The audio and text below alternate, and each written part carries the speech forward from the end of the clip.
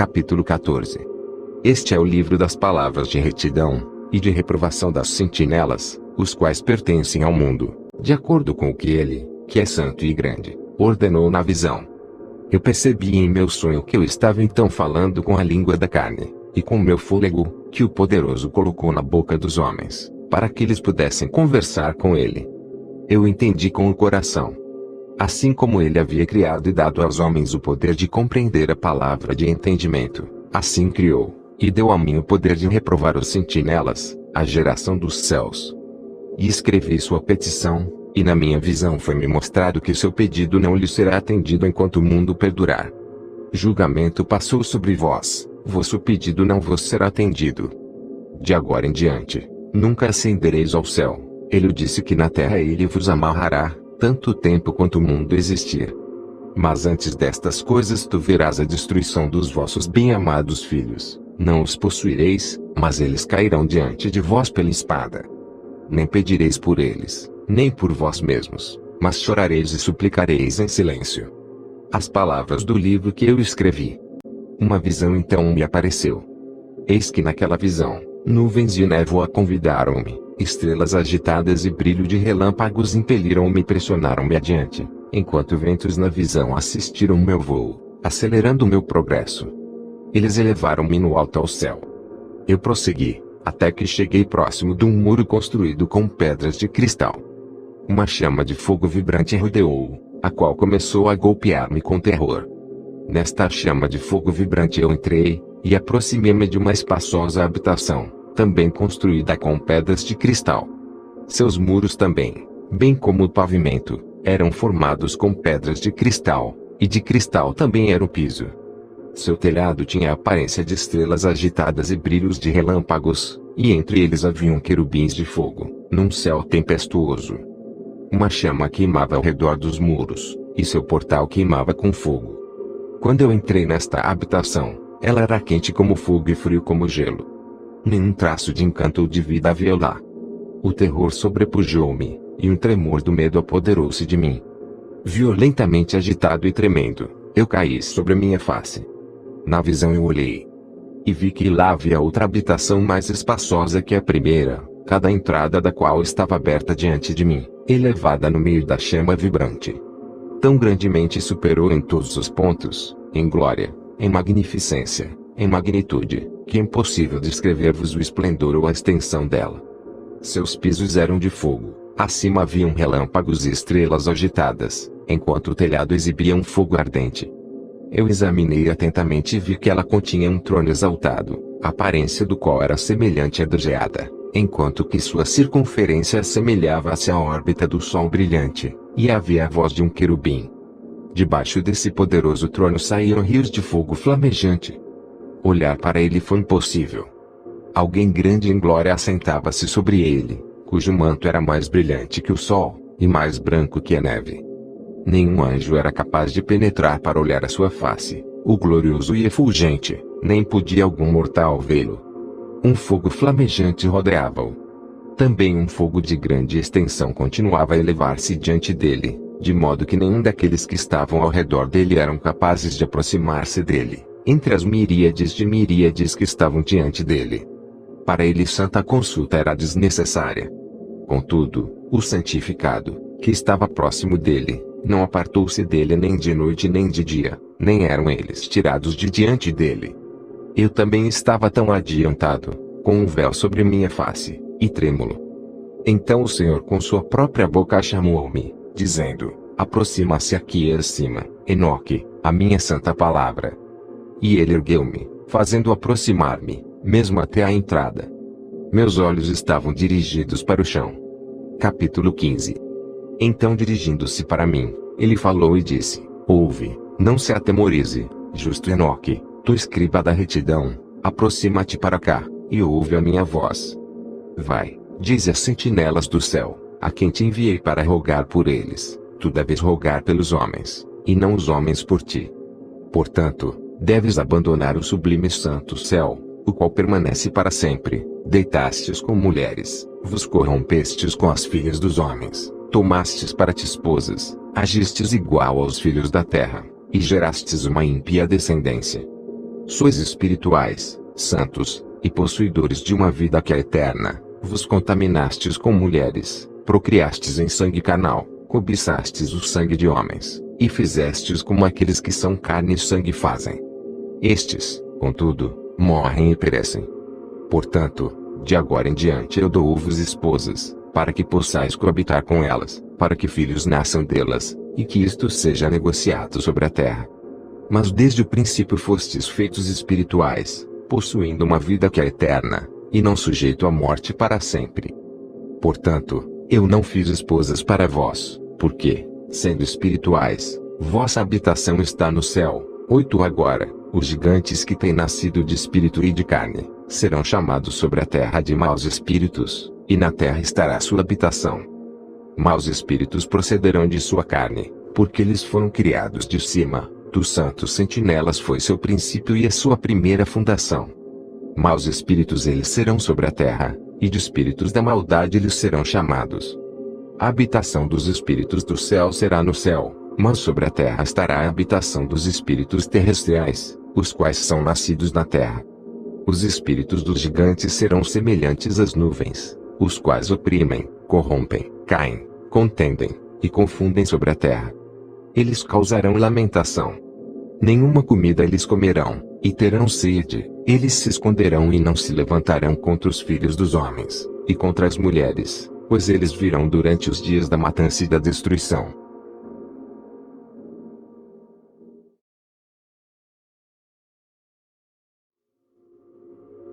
Capítulo 16. E quanto à morte dos gigantes, onde quer que seus espíritos se apartem de seus corpos, que sua carne, que é perecível, esteja sem julgamento. Assim eles perecerão, até o dia da grande consumação do mundo. Uma destruição das sentinelas e dos ímpios acontecerá. E então as sentinelas, aos quais enviei-te para rogar por eles, os quais no princípio estavam no céu, dize, no céu tens estado, coisas secretas, entretanto, não têm sido manifestadas a ti, contudo tens conhecido, um reprovável mistério. E isto tens relatado às mulheres na dureza do vosso coração, e por aquele mistério as mulheres e a humanidade têm multiplicado males sobre a terra. Dize a eles, nunca, portanto, obtereis paz.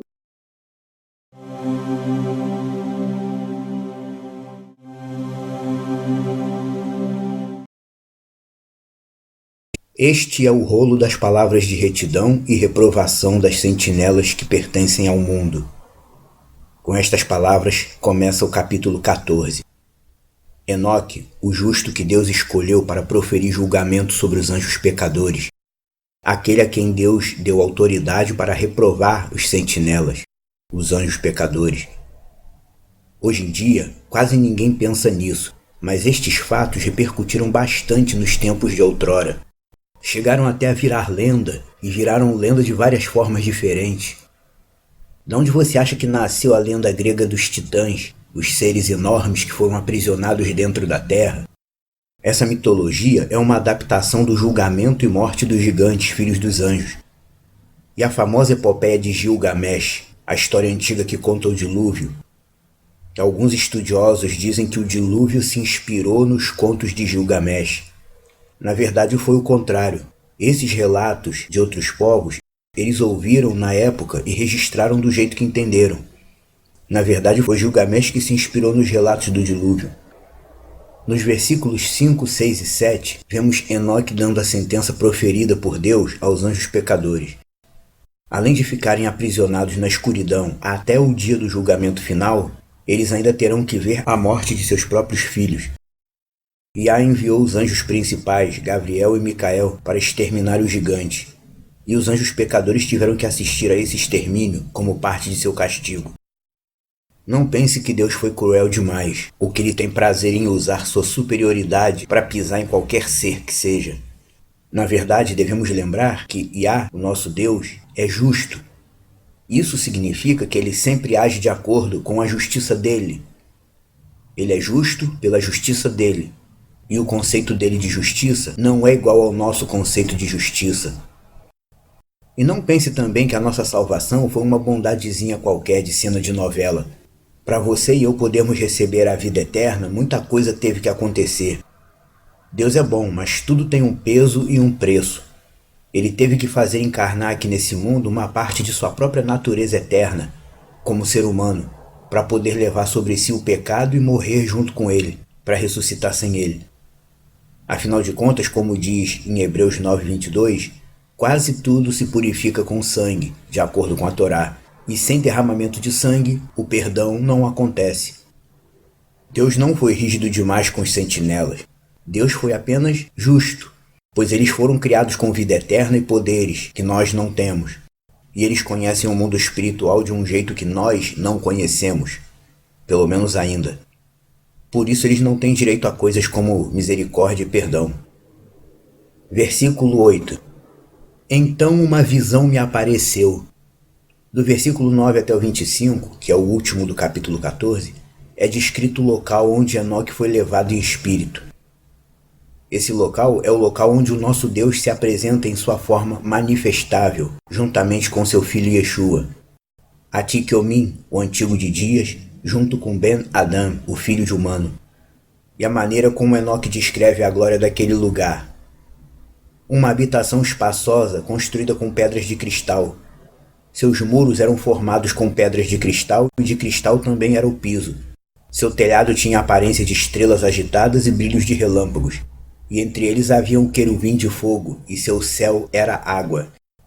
Uma chama queimava ao redor dos muros, e seu portal queimava como fogo. Quando eu entrei nesta habitação, ela era quente como fogo e fria como gelo. Capítulo 14, versículo 12. Olha só como é que as coisas de Deus estão muito além da nossa compreensão humana.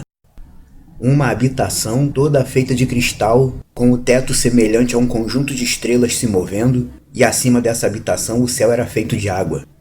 Isso me leva a pensar o seguinte: nós humanos não devemos nunca supor que somos tão espirituais ou evoluídos a ponto de querer estar com a razão sempre ou de querer estar sempre mostrando que sabe mais. O que nós precisamos mesmo aprender é a ouvir, um ouvindo o outro, sem querer ser superior, mas tão somente passando aquilo que recebeu de Deus. Uma coisa que me chamou a atenção na descrição de Enoque a respeito da habitação de Deus é que ela era quente como fogo e fria como gelo. Todos os elementos que nós conhecemos aqui na Terra existem desde o princípio, lá na dimensão invisível, juntas de Deus. E todas elas se combinam e existem em conjunto. Água, fogo, vento. De acordo com o Sefer Yetzirah, um livro da literatura cabalística, estes são os elementos que Deus usou para criar todas as criações. A palavra vento às vezes é traduzida como espírito, porque em hebraico são a mesma palavra. Água, fogo e vento, ou água, fogo e espírito. Logo adiante, Enoque se depara com outra habitação semelhante à que foi citada, mas nessa o piso é de fogo, e lá ele viu o trono de Deus. Em toda a literatura bíblica e espiritual, o trono de Deus é um item altamente intrigante. É o assento onde o mais elevado de todos fica sentado, reinando sobre a dimensão invisível. Esse assento contém todos os traços da glória divina, pois Deus está sempre nele. E segundo o relato de Enoque, o trono de Deus tem a aparência de geada. Você já viu o aspecto de uma geada? É como se fosse um mato todo congelado, uma grama feita de gelo. É uma aparência até muito bonita. E está situado num círculo tão brilhante quanto o próprio sol, e debaixo do trono correu uma espécie de rio de fogo. Mesmo estando em espírito, Enoque não conseguiu ficar olhando muito tempo para o trono de Deus, pois o resplendor dele é muito grande. Ainda segundo o versículo 24, havia uma grande área ao redor do trono cheia de anjos, mas nenhum deles se aproximava de Deus, pois entre eles e Deus havia um fogo que subia como uma grande parede, que rodeava a área do trono e mantinha a distância. Ou seja, é a demarcação entre os santos e o mais santo. E Enoque estava com um véu sobre o rosto, como diz no texto, para aguentar tamanha santidade diante de si, mesmo estando em espírito. E aí nós vemos nesse texto a presença de Yeshua ao lado do Pai, razão maior da controvérsia pela qual o Shimon Bar Yochai, o autor do Zohar, amaldiçoou esse livro, pois já sabemos que ele era o discípulo número 1 de Rabi Akiva, criador da lei oral. Tanto ele como Rabi Akiva eram antimessiânicos e opositores de Yeshua. E aí vem Enoque com essa descrição impactante no versículo 24, dizendo a respeito da figura de Deus: no entanto, o santificado, o que estava perto dele, não se apartou dele nem de noite nem de dia, nem eram eles tirados de diante dele. Esse santificado que ele viu ao lado de Atik-Omim, o antigo de dias, era Ben Adam, o filho de humano, Yeshua, o pai e o filho, lado a lado. Enoque, estando em espírito nos céus, viu a emanação completa do Deus Yah, o antigo de dias sentado em seu trono chamejante, com seu filho Yeshua do lado, e o rio de fogo que corre abaixo da plataforma do trono, que é a emanação visual do Espírito Sagrado, o Espírito de Deus.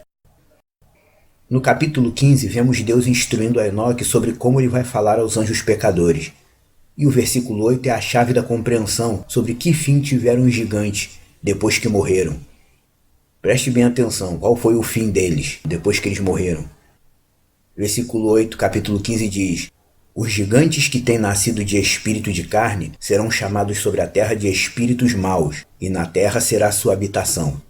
Espíritos maus procederão de sua carne porque foram criados de cima. Dos santos sentinelas foi seu princípio e sua primeira fundação. Maus espíritos eles serão sobre a terra, e de espíritos maus eles serão chamados. A habitação dos espíritos do céu será no céu, mas sobre a terra estará a habitação dos espíritos terrestres, os nascidos na terra. Você veja bem que o versículo diz: depois que os gigantes morreram, os espíritos deles ficaram avulsos sobre a terra, ficaram aqui nesse mundo, e foram chamados de espíritos maus, ou como dizemos aqui no Brasil, espíritos ruins. O gigante morreu, o corpo ficou no pó da terra. Os ossos ficaram jogados por aí, porque ossos não se deterioram, e o tempo e o dilúvio se encarregaram de espalhá-los e soterrá-los.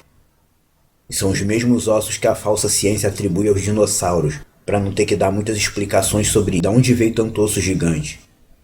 Agora, você imagina o que significa esse fato dos espíritos de Nefilim serem chamados de espíritos ruins?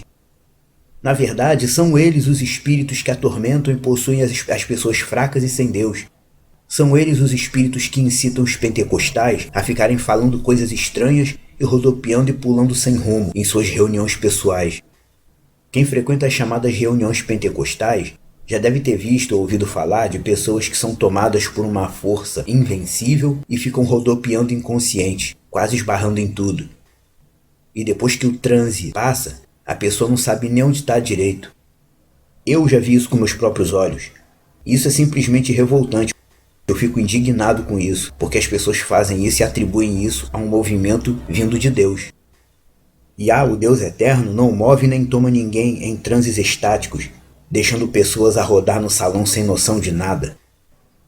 Definitivamente isso não vem de Deus. Isso é obra dos espíritos ruins, ou melhor, dos Nefilim, os espíritos dos filhos dos anjos. Eles estão no nosso meio até hoje, em forma espiritual. Uma das sentenças que Deus aplicou a eles é que seus espíritos ficariam sobre a terra. E eles estão. Eles querem comer, mas não conseguem. Querem beber, mas não conseguem. E por isso eles perturbam e oprimem os humanos. Veja o que diz os versículos 9 e 10 sobre os espíritos dos gigantes. Eles oprimem, corrompem, caem, contendem e confundem sobre a terra. Eles causarão lamentação. Nenhuma comida eles comerão, e terão sede. Eles se esconderão e não se levantarão contra os filhos de humanos e contra as mulheres. Todos aqueles casos de possessão e opressão humana relatados no tempo do homem Yeshua vêm disso aí, são fruto disso. Os espíritos dos Nefilim são os espíritos que mais oprimem sobre a terra. Eles ainda acham que tudo que há no mundo é deles. Yeshua mesmo disse que quando um espírito mau volta para um humano, ele o chama de casa. Voltarei para minha casa da onde eu saí. Os espíritos dos Nefilim estão sempre por perto, atrapalhando os humanos que Deus valorizou. Eles atrapalhavam a vida dos humanos quando estavam em carne e agora em espírito continuam atrapalhando.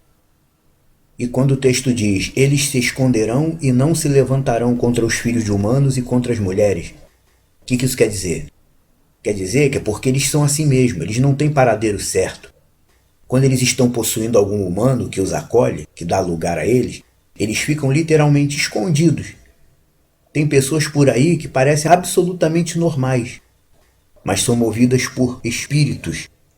Tem espíritos ruins dentro de si e ninguém sabe, não tem como saber. Ou seja, eles estão escondidos. Se você dá acolhida total a um espírito desse, mesmo sem saber que tem um, dificilmente alguém vai conseguir vir e expulsá-lo de você.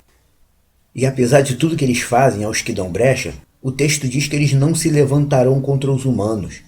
Isso significa que eles podiam se voltar contra a raça humana quando tinham corpos. Agora o máximo que eles podem fazer é atormentar a pessoa, no caso quem serve de hospedeiro, mas não a raça humana como um todo. Quando eles eram de carne e osso aqui na Terra, eles eram grandiosos e guerreiros poderosos e cheios de táticas, uma estatura incrível. Eles podiam se voltar contra os humanos e oprimi-los, mas agora como espíritos, eles não se levantarão contra os humanos. Deus tem confirmado o valor que ele dá ao ser humano e ele guarda o ser humano de todas essas ações, que se a gente ficar sujeito às ações dos espíritos dos filhos dos anjos, não vamos ter nem como resistir a eles. O capítulo 16 é pequeno, só tem 5 versículos. Ele fecha com chave de ouro a condenação dos gigantes e de seus pais, os anjos pecadores. Para algumas pessoas pode ainda soar estranho a expressão anjos pecadores, mas todos os seres criados têm vontade própria, como já foi dito. Inclusive as estrelas são seres espirituais viventes. Isso a gente vai ver mais pra frente no estudo do capítulo 18. Ou você acha que foi em vão que Apocalipse 9:1 diz: viu uma estrela caída do céu na terra, e foi dada a ela a chave do poço do abismo. Foi dada uma estrela, uma chave. Mas tudo bem, esse é assunto para o próximo estudo. O capítulo 16, versículo 1, nos dá a noção exata do fundo que preenche as religiões místicas existentes no mundo. Quando diz assim: quanto à morte dos gigantes, onde quer que seus espíritos se apartem de seus corpos, sua carne perecível fique sem julgamento. O texto nos dá a ideia de que, onde eles morriam, ali mesmo seus espíritos ficavam. E como os gigantes se espalharam bastante pela terra antes de serem destruídos, havia espíritos de Nefilim em tudo quanto é parte do mundo. E realmente há espíritos de Nefilim, espíritos maus, em tudo quanto é lugar do mundo. Você imagina o seguinte: pela estatura que eles tinham, uma altura de um prédio de 30 a 40 andares, bastava uma caminhada de 20 ou 30 minutos para que eles cruzassem a terra. Os povos antigos das primeiras civilizações eram basicamente guiados ou influenciados espiritualmente pelos espíritos dos Nefilim. E assim eles construíam suas religiões e seus códigos civis, sem saber que estavam sendo usados por esses espíritos e controlados por eles. Nações e povos bem mais antigos como Índia, China, os povos insulares, samoanos, havaianos, os mongóis, têm Nefilim em tudo quanto é lugar do mundo. Todas as religiões místicas, principalmente as que deixam a pessoa em transe ou em estado suspenso, são capitaneadas por eles, os espíritos maus, que saíram dos gigantes que morreram. Embora muita gente não vá gostar de ouvir isso, as principais crenças místicas existentes no mundo são fruto de algum tipo de relacionamento com Nefilim, que as pessoas abraçaram porque não tinham como discernir. Se tivessem, não teriam abraçado esse tipo de coisa. A África, por exemplo, é o maior celeiro de cultos animistas da Terra. E a bem da verdade, todo o religiosismo africano está espiritualmente embasado nos espíritos dos Nefilim. Mas como os africanos não sabiam disso, deram nomes às entidades conforme lhes soavam mais convenientes. Nomes que hoje nós conhecemos como Olorum, Omulu, Ogum e etc. São todos espíritos de Nefilim que estavam instalados no continente africano. Nenhuma religião surgiu por pura decisão humana. Todas têm fundo espiritual. Todas. Inclusive, esses trabalhos que eles realizam, chamados despacho na linguagem popular, esses trabalhos causam resultados concretos na vida de seus adeptos. Por quê? Porque são embasados por espíritos reais, que existem. Você já ouviu dizer que todo trabalho de espiritismo realmente funciona? E de fato funciona. Funciona por quê? Porque tem vários espíritos por trás de cada oferenda e de cada rito de consagração. e por aquele mistério as mulheres e a humanidade têm multiplicado males sobre a terra. O capítulo 16 fecha demonstrando o mal que essa mistura genética com anjo causou à raça humana posteriormente.